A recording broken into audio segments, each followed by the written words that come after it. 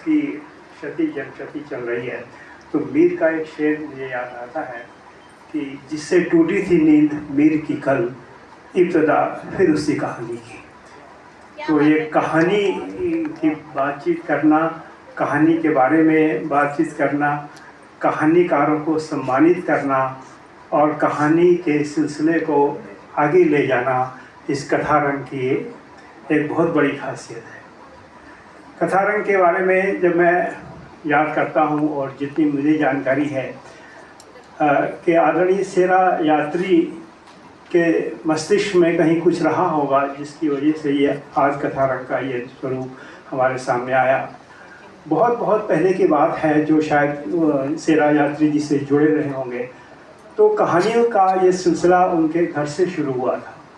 और घर से भी यूँ शुरू हुआ था कि एक ममता नाम की एक कोई लड़की थी जो देख नहीं सकती थी और ब्रेल लिपि में कहानियाँ लिख करके लाती थी। और ब्रेल लिपि में कहानियाँ लिख कर के सेरा यात्री जी को सुनाती थी और सेरा यात्री उसको अपना मार्गदर्शन देते थे, कहानी किस तरह बेहतर बनाई जाए इस पर बात करते थे। महत्वपूर्ण बात ये थी कि वो महिला लखनऊ से आती थी, ब्रेल लिपि में लिख करके आती थी, आंखों से देख नहीं सकती थी और कहानी के प्रति उसकी इतनी लगन थी कि सेरा यात्री बेहद प्रभावित हुए और उन्होंने कहानी के सुनने और सुनाने का ये सिलसिला शुरू किया। शुरुआत में ये सिलसिला उनके घर तक रहा और बाद में उनके होनहार पुत्र आलोक यात्री जी तो सब जगह यहाँ इसमें दिखाई दे रहे हैं। उनके दिमाग में ये विचार आया कि इस सिलसिले को हम थोड़ा बाहर ले जाएं, तो घर से निकल के वो बाहर की तरफ आए और आदरणीय माला कपूर जी का उन्हें सानिध्य मिला और उन्होंने कथा संवाद नाम से सिलसिला शुरू किया। सब जानते हैं कि जब कहानियों की संगोष्ठियाँ होती हैं तो एक या दो कहानियाँ पढ़ी जाती हैं और बाकी लोग उस पर विचार विमर्श करते हैं, लेकिन आलोक यात्री जी ने पूरा इस अवधारणा को ही बदल दिया।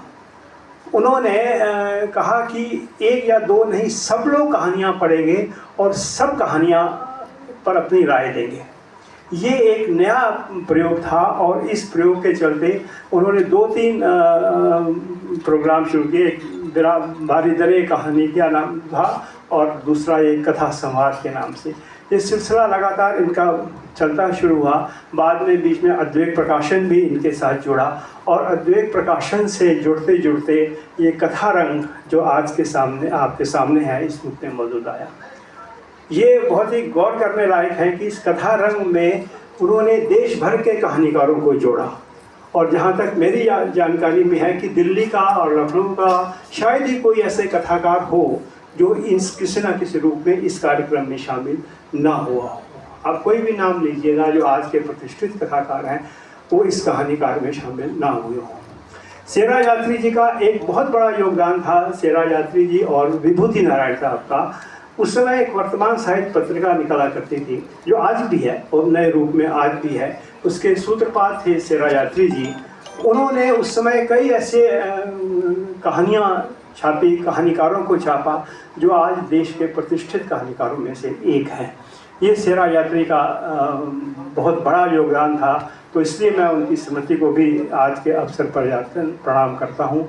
तो ये कहानी का जो सिलसिला शुरू हुआ, बाद में कथा रंग के नाम से शुरू हुआ और इसको देश के स्तरों पर, देश के पूरे स्तर पर आलोक यात्री जी ने पहुँचाया और कथाकारों को सम्मानित करने का निर्णय लिया। और सम्मानित करने के लिए उन्होंने विभिन्न स्तर पर प्रतियोगिताएं आयोजित की और जिस प्रतियोगिता में आज लगभग 23 कथाकारों को सम्मानित करेंगे। ये इस कथा रंग की बहुत बड़ी खासियत है। कहाँ से बात शुरू होती है? कहना जब बड़ी बड़ी नदियाँ का सूत्रपात बहुत छोटे जगह से होता है, वहाँ वहीं से आगे आकर के बाद में नद के रूप में परिवर्तित होते हैं।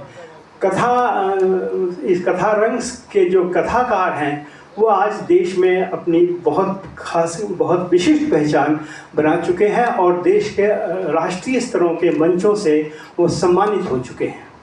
अभी हाल ही में मैं 3 कथाकारों का जिक्र करूंगा जो कथा रंग से इस गाजियाबाद से बाहर निकल के पूरे देश के परिदृश्य में छा गए हैं। उसमें एक हैं सिनीवाली जी। सिनीवाली जी को अभी पिछले दिनों कथा सानिध्य पुरस्कार से सम्मानित किया गया, जो विष्णु प्रभाकर की स्मृति से के शिव प्रभाकर की स्मृति में आयोजित किया जाता है। सिनेवाली जी इस कथा रंग की ही एक प्रोडक्ट हैं, या इस कथा रंग से ही निकल करके उन्होंने राष्ट्रीय स्तर पर अपनी पहचान बनाई है। इसी प्रकार अभी पिछले दिनों रमाकांत स्मृति प्रतियोगिता के परिणाम रमाकांत सम्मान दिया जा रहा है, जो कि एक बहुत बड़ा सम्मान और प्रतिष्ठित सम्मान माना जाता है। उसमें कथा रंग के 2 लोगों का चयन किया गया। उसमें एक है निर्देश निधि, 3 लोग, एक है निर्देश निधि जो कथा रंग से जुड़ी हुई है, मेरा उनका परिचय इसी में हुआ, और एक है आभा, क्या नाम का, आशा पांडे जो अमरावती से हैं। ये कथा रंग की विशेषता है कि यहाँ से जो कथाकार उभर के आ रहे हैं वो एक राष्ट्रीय स्तर पर अपनी पहचान दर्ज कर रहे हैं।